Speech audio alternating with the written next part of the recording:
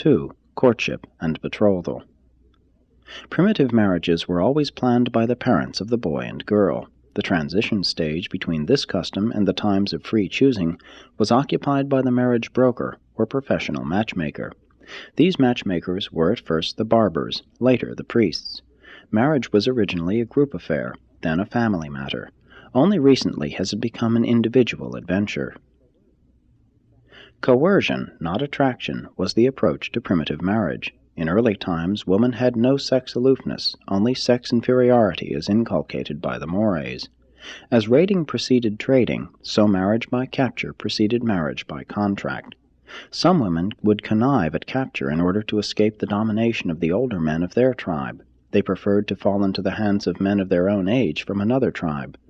This pseudo-elopement was the transition stage between capture by force and subsequent courtship by charming.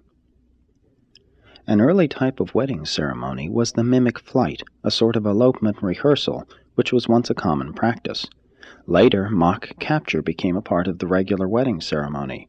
A modern girl's pretensions to resist capture, to be reticent toward marriage, are all relics of olden customs.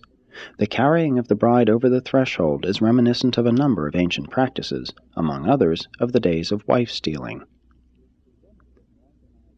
Woman was long denied full freedom of self-disposal in marriage, but the more intelligent women have always been able to circumvent this restriction by the clever exercise of their wits.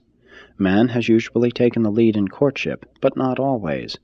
Woman sometimes formally as well as covertly initiates marriage. And as civilization has progressed, women have had an increasing part in all phases of courtship and marriage.